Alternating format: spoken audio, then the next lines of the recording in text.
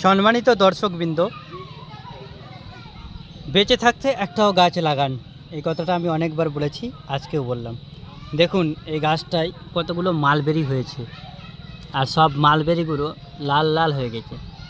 কিন্তু আমি এই গাছটার এই মালবেরিগুলো আমি একটাও ভাঙি না, সব কিন্তু পাখিতে খেয়ে যায়। দেখুন পাখিতে খেয়ে খেয়ে সব মানে খোকা খোকা করে দিয়েছে, সব পাখিতে খেয়ে যায়।